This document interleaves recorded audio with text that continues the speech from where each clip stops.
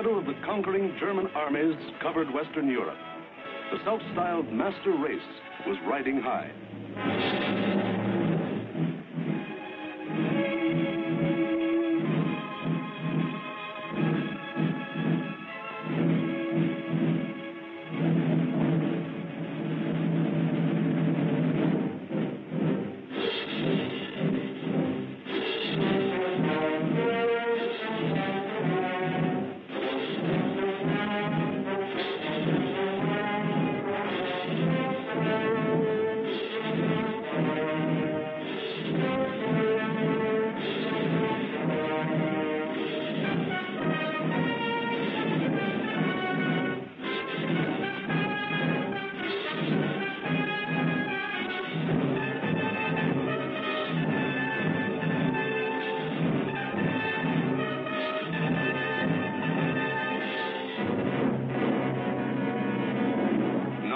Adolf Hitler stood just as Napoleon had stood more than 100 years before, and looked across the English Channel to the one fighting obstacle that stood between him and world domination. The chalk cliffs of Britain rose sheer and white out of the choppy waters. And beyond, a little island, smaller than the state of Wyoming. Crush that little island and its stubborn people, and the way was open for world conquest. The fall of Austria, Czechoslovakia, Poland, Denmark, Norway, Holland, Belgium, France had given him more than 100 million slaves to work for him or starve. The preliminaries were over. It was time for the main event, the Battle of Britain.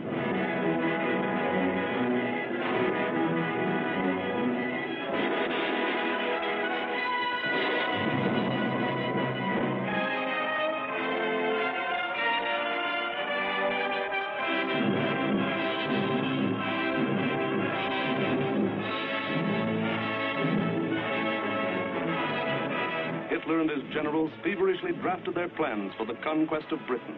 Every detail must be anticipated. A slip now might wreck the whole timetable of world conquest. 6 weeks of final preparation went into those plans. 6 weeks to determine the history of 1,000 years. The thing was foolproof. See for yourselves how simple the whole operation was to be. Look. German plan for invasion of England. Phase 1. Knock out the Royal Air Force and its bases. Get control of the air and the sea lanes across the Channel. Follow the Blitz plan that had wiped out Poland, the Low Countries, and France. Destroy communication and transport lines. Above all, get command of the air. Phase 2. Pulverize the coastline with dive bombers. Drop parachute troops to take over the airfields and establish beachheads.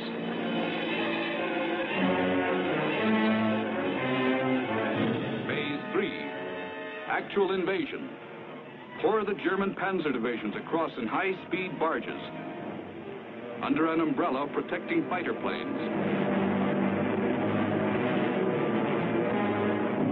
Then send spearheads of armed might to divide, surround, destroy all opposition.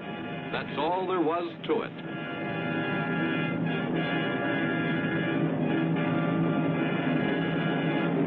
Conquer Britain. Force the surrender of the British fleet.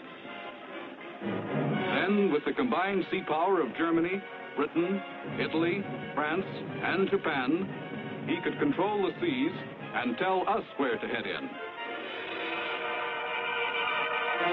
The torch of freedom flickered low.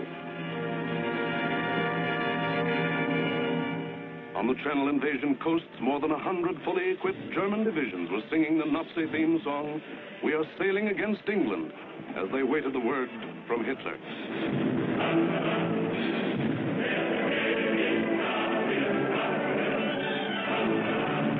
Here, for weeks, all the supplies and weapons of the Nazi war machine had been turned toward Britain.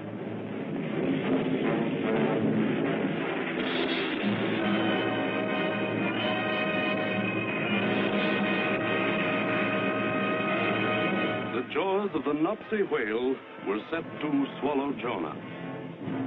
And what about Jonah? How was he doing? Well, Britain also had an army, but it was an army dragged from the sea at Dunkirk.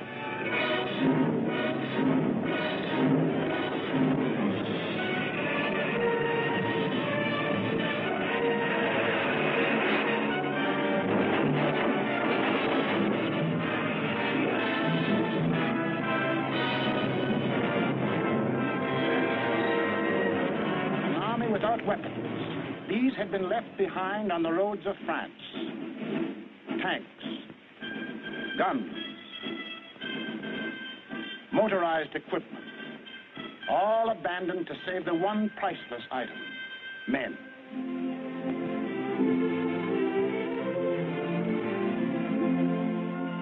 In all of Britain, there was not enough equipment for one modern division. Only one tank for every 1,000 square miles of territory. Only one machine gun for every 1,500 yards of beach. Britain had a navy, too, but it was scattered all over the globe, guarding vital food and supply lines. And the British knew it would be suicide to use their fleet in the narrow waters of the English Channel with the German Air Force in control of the air. Britain also had an air force. An air force outnumbered 10 to 1 by the enemy, both in men and machines. And then there was Britain herself, the people of Britain, the people who were to be terrorized and forced to surrender. They knew that every man, woman, and child, in uniform or out, would be Hitler's target in the onslaught that might come at any moment. They knew they had a job to do, and not much time to do it in. The young, the not so young, and the old. The clerk, the butcher, the farmer, the member of parliament, they formed the civilian army, Britain's home guard. They started from scratch.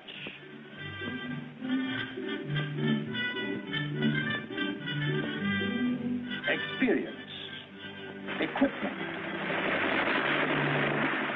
supplies, all were scarce. Only one shell to fire at each practice. The women of Britain refused to be left out. We'll enlist too. We'll put up the barrage balloons.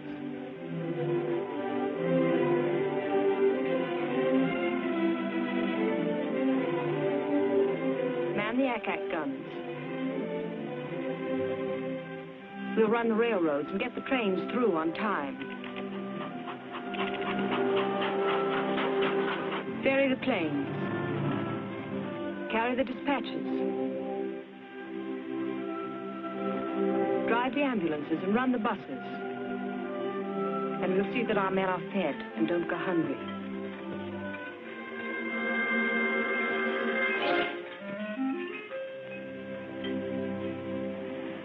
Others worked, men and women alike.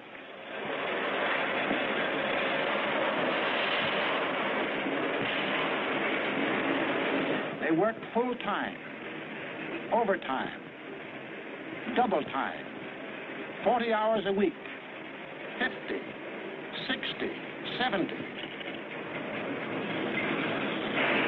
Hours meant nothing. Fatigue meant nothing. Until the government forced them to cut down hours because over-fatigue was hurting production.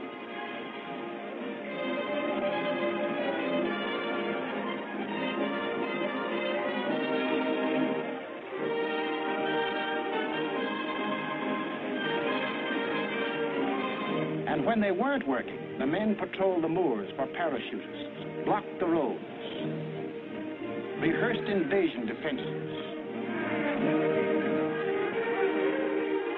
For something had happened here the Germans could never understand.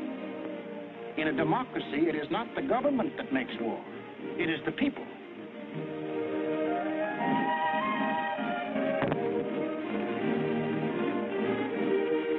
To lead them, the people had chosen Winston Churchill as their prime minister. And he spoke the words in every British heart when he said, "We shall defend our island, whatever the cost may be. We shall fight. Landing ground, in fields, in streets, and on the hills, we shall never surrender." This was Britain in its darkest hour. The people knew they were in for the worst the Nazi mind could invent, yet they didn't panic or run away. They patrolled and waited. They drilled and waited. They worked and waited. Waited for the terror they knew was coming. Then it came.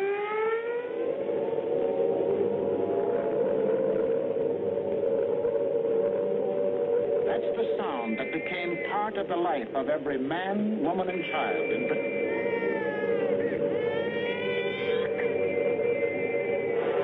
August 8th, 1940, and the battle for Britain is on. 30 enemy aircraft over the channel, flying due west.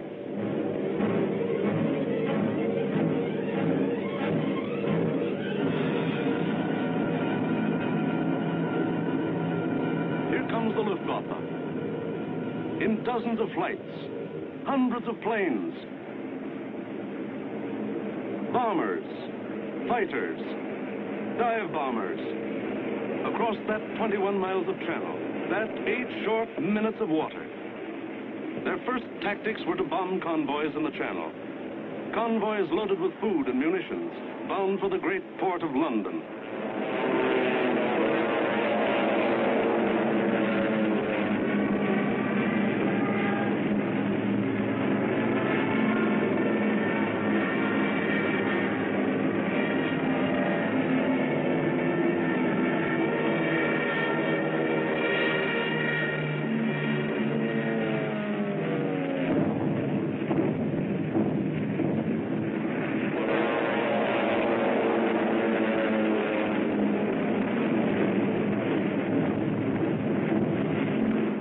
Fighters waited overhead for the defending planes of the Royal Air Force, the RAF, to appear. They didn't have long to wait.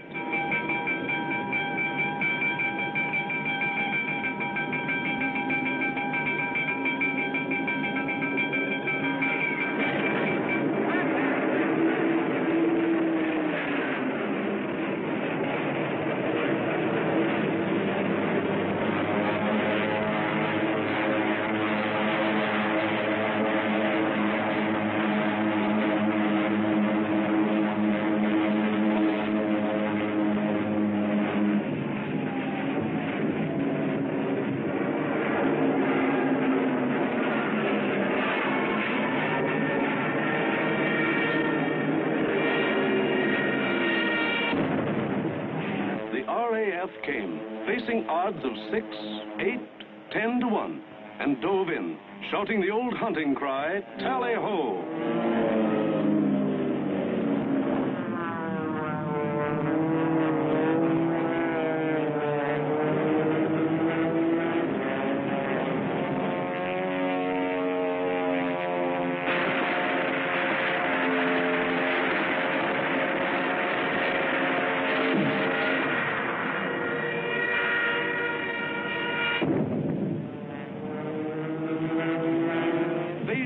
The Nazi plan called for the RAF to be knocked out of the air.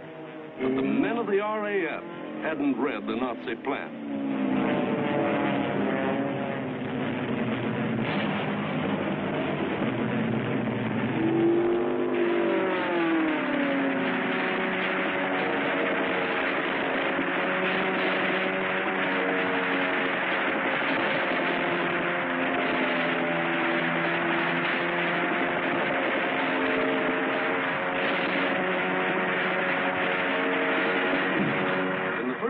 Days, the RAF knocked 182 German planes out of the sky.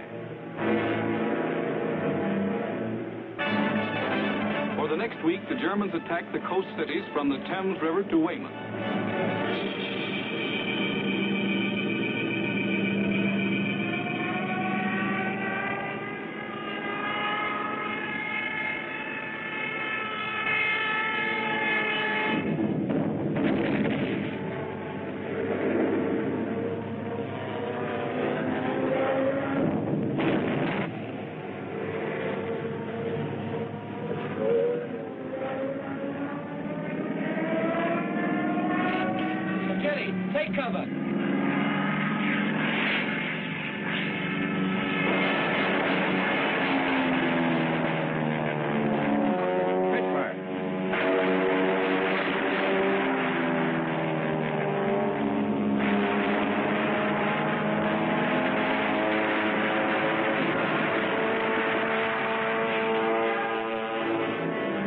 paid off with 180 more planes. Then the Luftwaffe battered the great port towns of Southampton, Plymouth, trying for a knockout before the flow of supplies from overseas. The ports took a terrible pounding, but they couldn't be knocked out. Cargoes went on being unloaded with the protection of the RAF overhead. Battling the Spitfires and Hurricanes in the air wasn't panning out. So Goering switched his main attacks to the fighter airfields, Dover, Deal, Hawking. Maybe he could destroy the planes on the ground. He bombed the airfields, and the fields were hit. But the planes were saved. For Britain, unlike Poland and the Low Countries, didn't make the mistake of bunching its planes on the runways. The planes of the RAF were scattered and hidden, only a few on any one field, and those in the far corners. The Spitfires still went up to meet the enemy. In the first 10 days of the Battle of Britain, Goering launched 26 major attacks to get command of the air and lost 697 aircraft. The British lost 153, and 60 British pilots bailed out.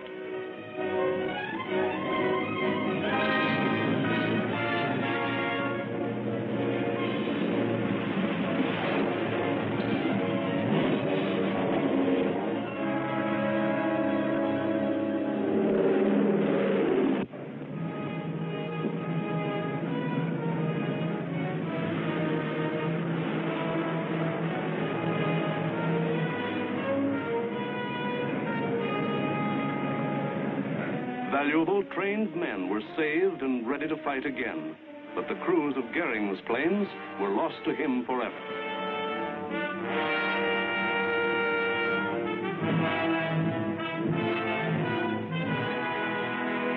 The pace was too hot.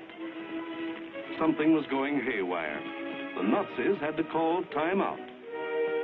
On a 2,000-mile front from Norway to France, the whole Nazi Blitz program was being stalled because the RAF was still in the air, fighting against England.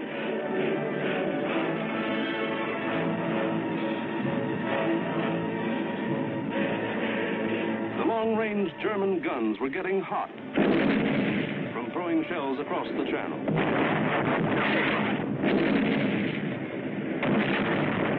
In public, Hitler assured the Germans, "Mr. Churchill tells his people that England will win, but I tell you that victory will belong to Germany."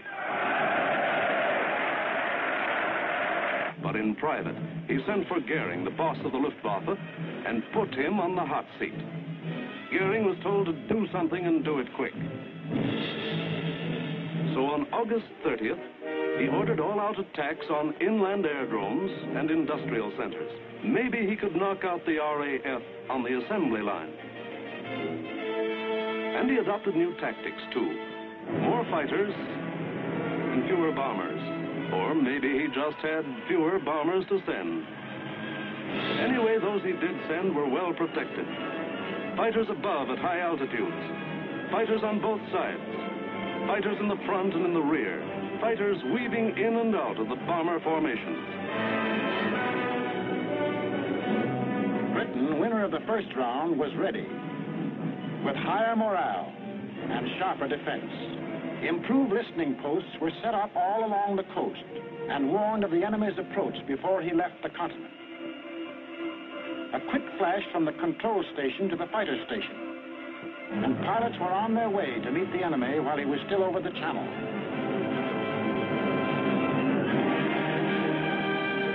Day after day, out of sight and almost out of sound of the watchers on the cliffs, 4, 5, and 6 miles above, the battles raged over the Dover area.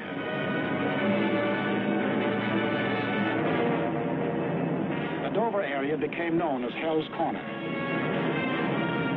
By sheer weight of numbers, the enemy again and again broke through the coastal defenses.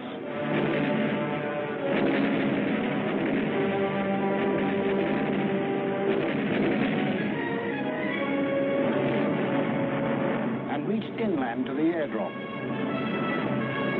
Aircraft plants. munition factories and machine shops.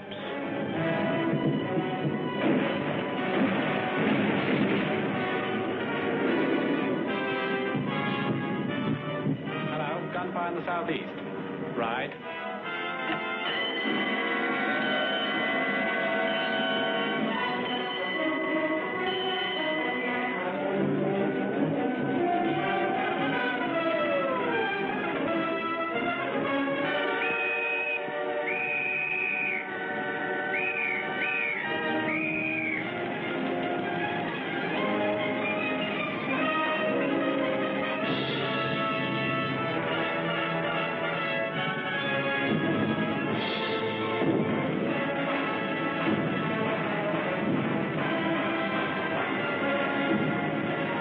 The workers kept on working, and the RAF kept on flying. These few men with wings, alone in the sky, behind their motors and machine guns, were shooting down more than the Luftwaffe.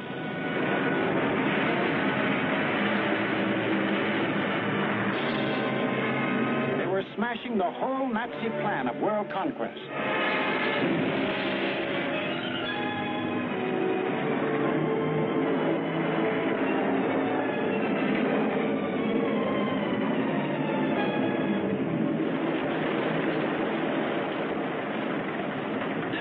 Johnny?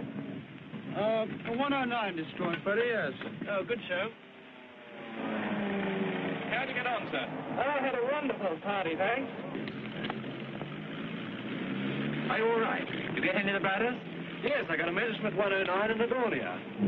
Between August 24th and September 5th, 35 major attacks were launched. They cost the Germans 562 planes, while the British lost only 219 planes and saved 132 pilots. Invasion plans were going completely haywire. The Nazis were blind with rage. The German mind has never understood why free people fight on against overwhelming odds. Hitler now knew he was superior in every weapon except the weapon of spirit. So he told Goering, break that spirit, crush the people, crush the spirit of democratic life itself. Invasion now would have to wait. The Nazis would avoid the RAF and smash the great city of London into the rubble heap they had made of Warsaw and Rotterdam. Could London take it? Even the people themselves didn't know the answer. The defenses they trusted in were London's hastily assembled anti-aircraft, the Ack-Ack guns, the balloon barrage which kept the raiders at high altitudes. The Royal Air Force, now down to its last reserves, and the plain, downright guts of people.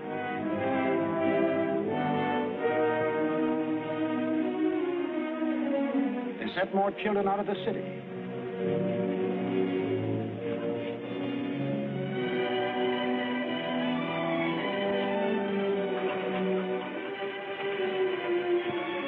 Tightened air raid precautions. Stationed more airplane spotters. Rehearsed firefighters. Moved into bomb shelters.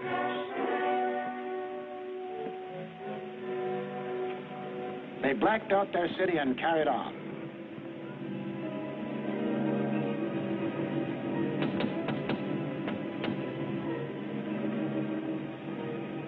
The first blow, aimed to crush the British spirit, came on September 7th.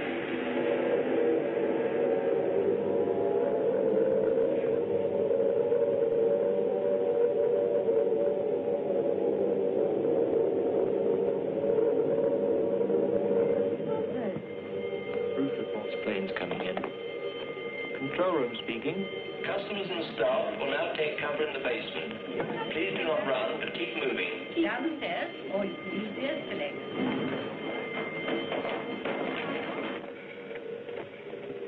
Third floor, clear. Second floor clear. First floor, clear. That day, when 375 German planes came roaring up the Thames River, the Battle of Britain became the Battle of London. The Germans broke through the charge of Hurricanes and Spitfires that went out to meet them.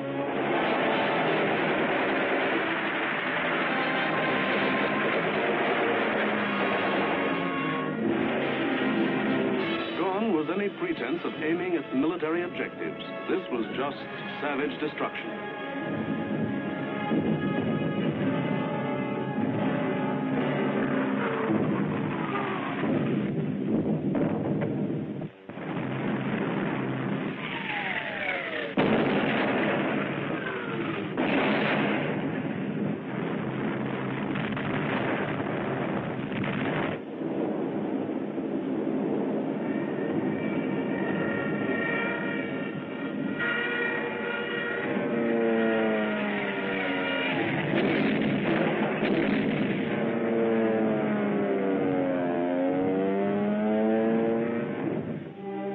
Fell alike on the homes of the East End poor and the Mayfair rich, on shops, hospitals, churches. For 28 days, the Nazis were to drop everything in the book on the city of London. Tons upon tons of high explosives, delayed action bombs that exploded days later, torpedoes that sheared away whole buildings. And underneath the war in the air, the war of the man in the street went on.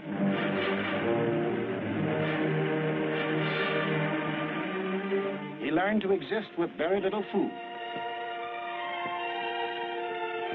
He forgot what it meant to have a night's sleep, spending most of his time underground in the damp and dark and cold. Hello, Mrs. Fox. You're here early tonight? Well, I'm on the safe side, aren't I? I think that'll be all right now. Yes, that's grand. Anyway, I'll be back in a few minutes if you want. Now, how are we going to get you up there? Get a young man to lift you up. Barney? Hello. Come here, young lady, and lift up. Righto, I'm coming.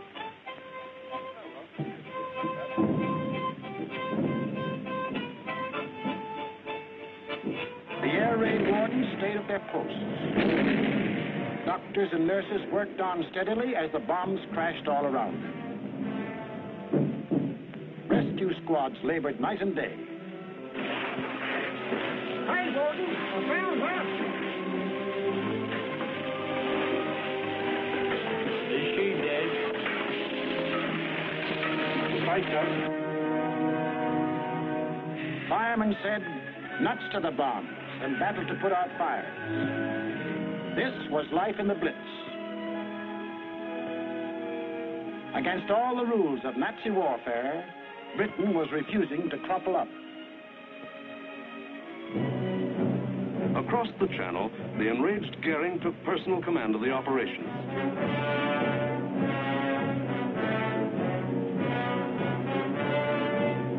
And on September 15th, he sent the Luftwaffe into one of its greatest attacks.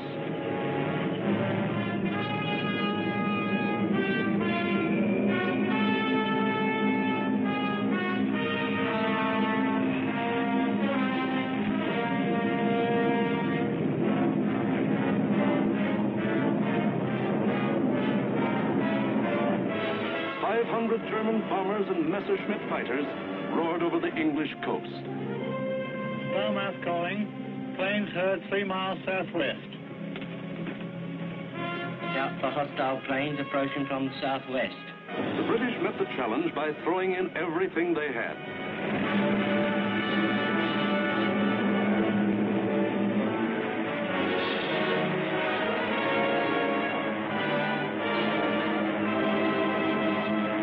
Historic three-dimensional battle took place inside an area 60 miles long, 38 broad, and from 5 to 6 miles high.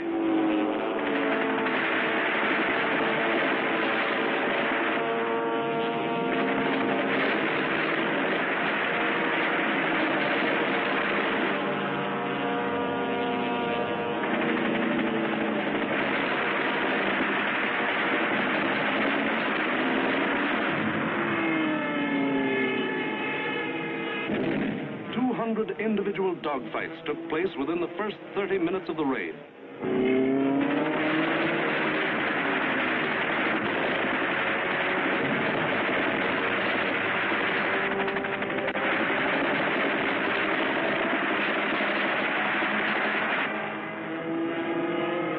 Right on our own doorstep. Oh, what a threat.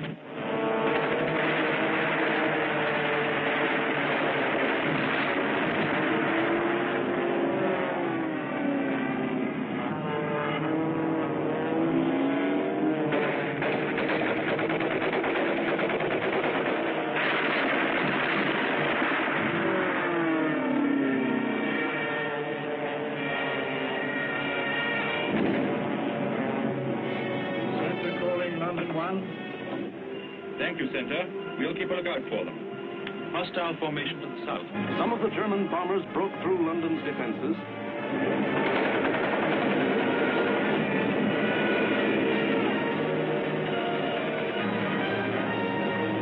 And reached the center of the city.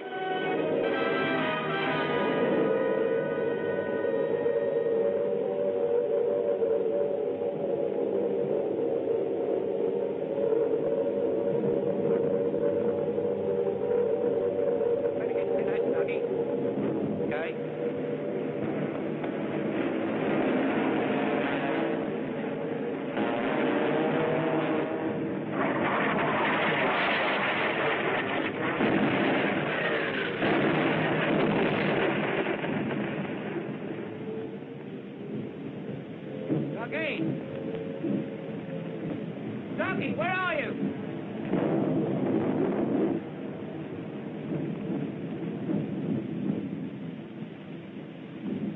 Blimey, I thought they'd got you. Who, me? Nah, I had me fingers crossed.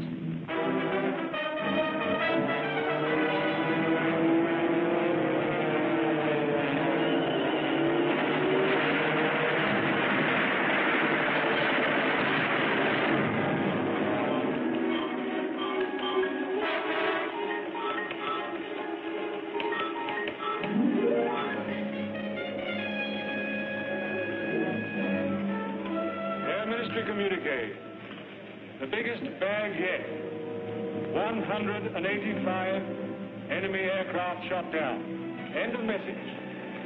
Of the 500 German planes that came over that day, more than 1/3 were shot down. In the 28 days of terror from September 7th to October 5th, the Nazis dropped 50 million pounds of bombs on the city, killed 7,000 helpless civilians, and wounded 10,000 more. Bombs fell on Buckingham Palace.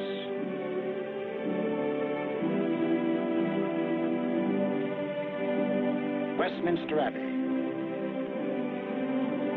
The Houses of Parliament.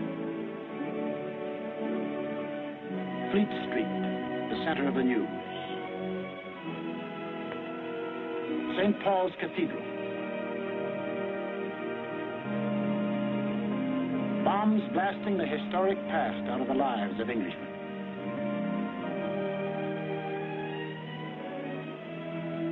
But in these 28 days, the Nazis lost 900 planes and their crews. The more they sent over, the more were shot down. The British Spitfire had proved to be one of the deadliest weapons ever put in the hands of man. If this kept up, pretty soon no more Luftwaffe. The frantic Nazis had to pull a new one. They did. On October 6th, they changed to night attacks. Maybe that way they could avoid those deadly Spitfires and Hurricanes. Maybe that way they could crush the stubborn British spirit. Never mind control of the air. Never mind Phase 1, Phase 2, Phase 3. Now to concentrate on bombing the people themselves into submission and make them cry for mercy.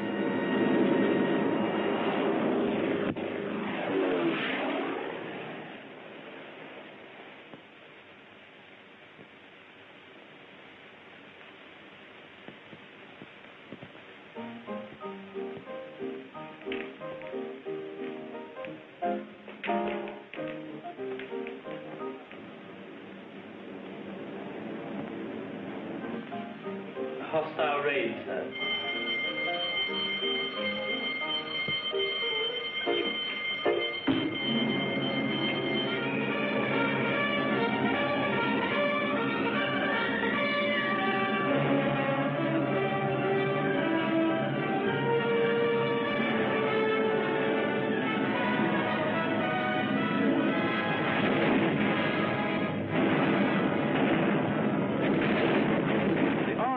Wasn't much help at night. This was just German bombs against British guts.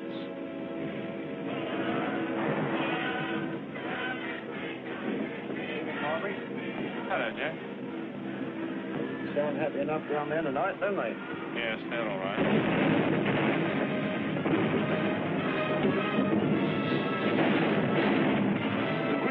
blocks of London were left roaring infernos. Homes were destroyed by incendiaries. Business blocks were aflame. And still the people of London took it. Night after night, they burrowed underground. And morning after morning, they dug themselves out of the wreckage.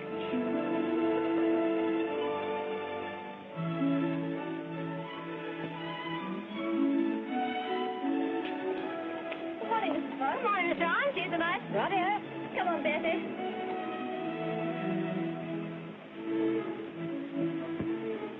Would you like to sit down? Thanks. Morning, Mr. Arns. Sleep well? Fine, thanks. Wasn't it a quiet night? What about the one that came down about 2?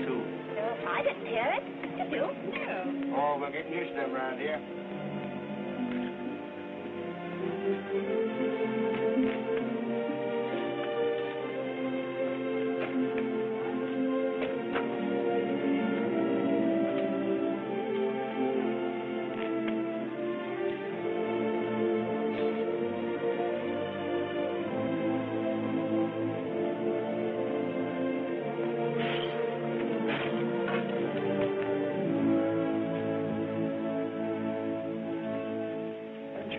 Go away from this for a bit? Of course not. It'd take more than this to get me out of my home. Now go on, you've got to get to work. Okay. The Battle of London was the battle of the people of the city.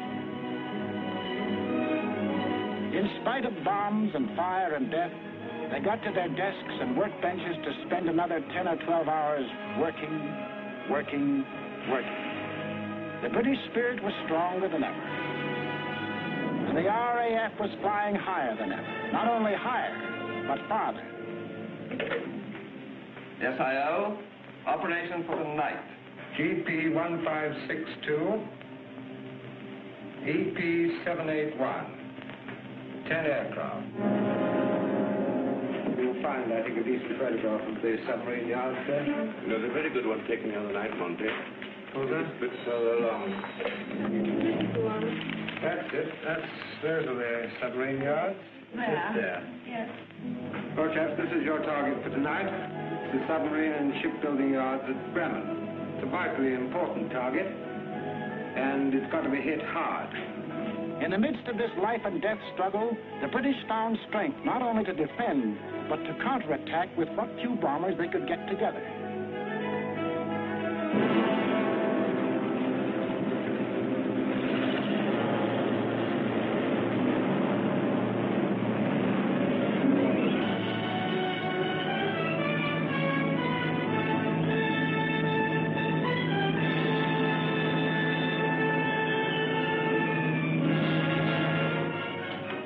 Charlie airborne, sir.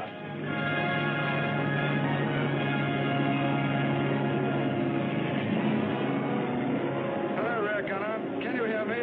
I'm okay, Skipper. Hello, operator. Everything okay? Well, it seems to be all here, sir.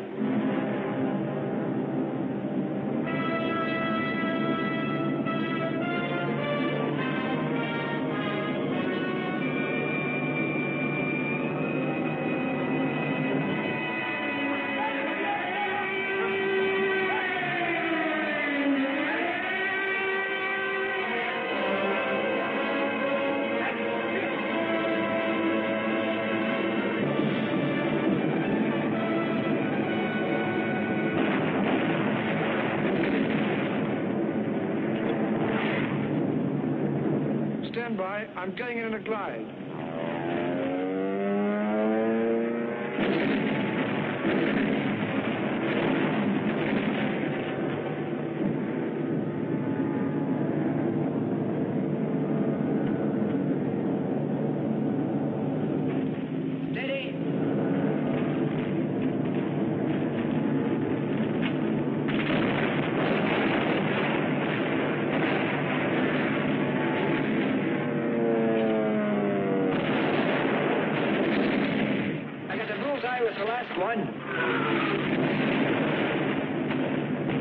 Here was the RAF giving it back. Hitler cried cried, "Night gangsters! For this crime I will exact 1,000-fold revenge." All the available German night bombers were put into the air.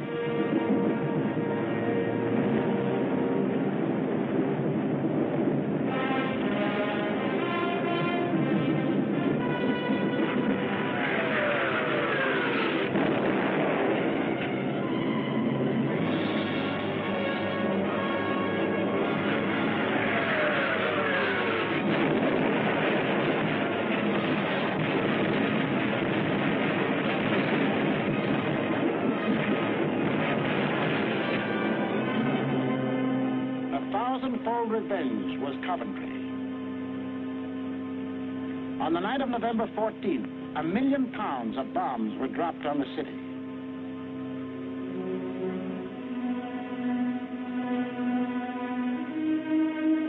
Coventry was smashed as flat as Warsaw and Rotterdam.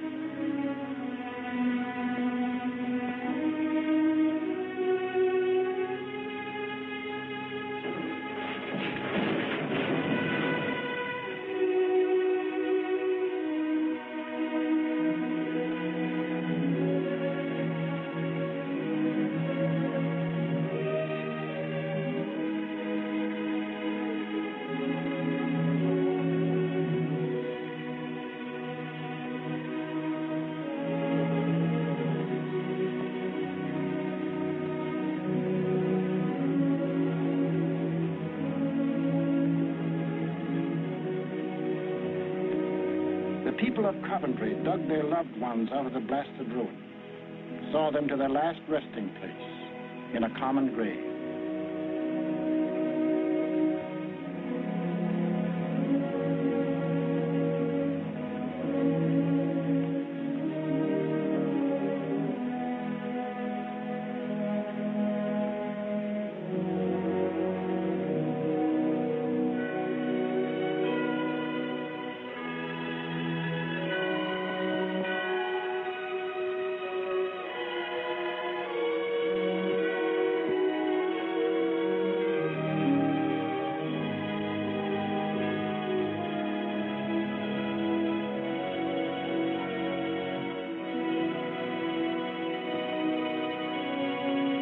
Hitler could kill them, but damned if he could lick them. They went back to their lathes and machines, for they knew the machine bench was as deadly a weapon as the rifle. And in their hearts was a grim determination that this enemy must be destroyed. That the day was coming when they would strike back, and how they would strike back. Christmas, 1940.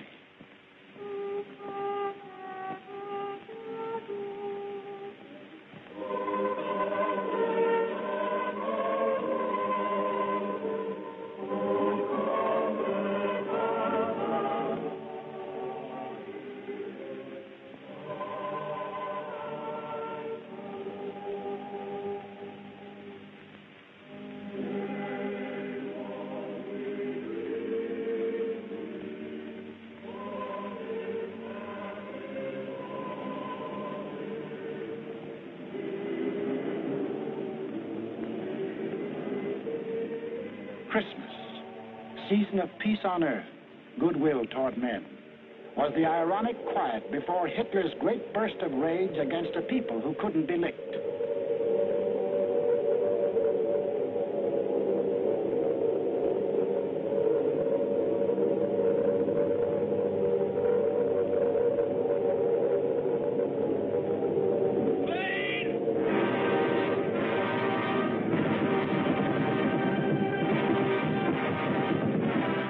Bomb them into submission, so he would burn them to ashes.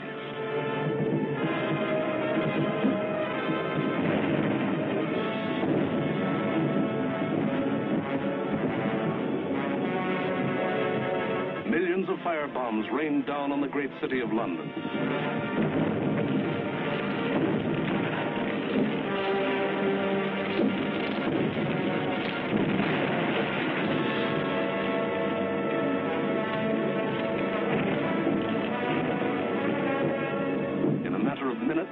More than 1,500 different sections of the city burst into roaring flames.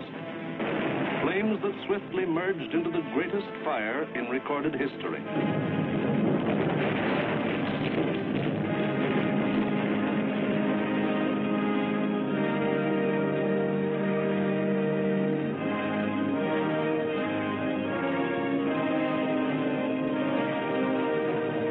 In the midst of all the fire and destruction, vital water mains were shattered.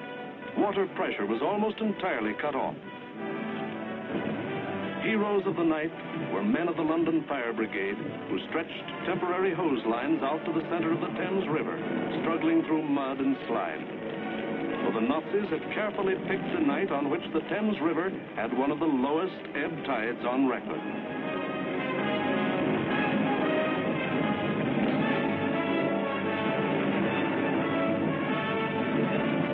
And while London burned above them, the people of the city held on.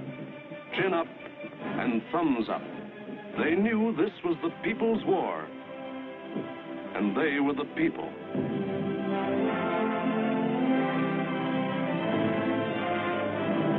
And a people that couldn't be panicked, couldn't be beaten.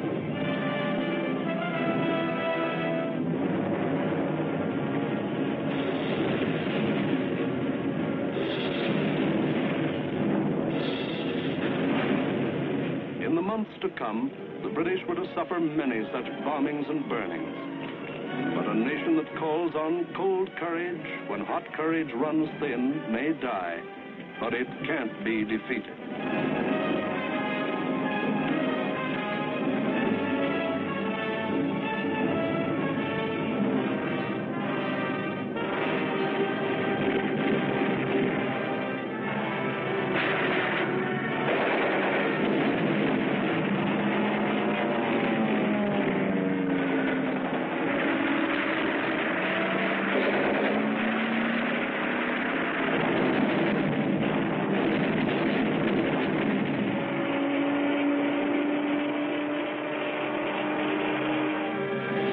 The Battle of Britain was won, but not by Hitler.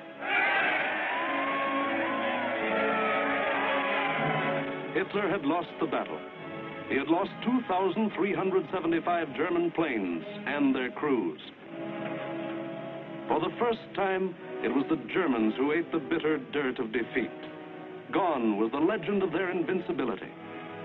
For a solid year, the Nazis struck Britain with all their might. They leveled thousands upon thousands of homes and damaged millions of others. They killed more than 40,000 men, women, and children, and seriously wounded 50,000 more.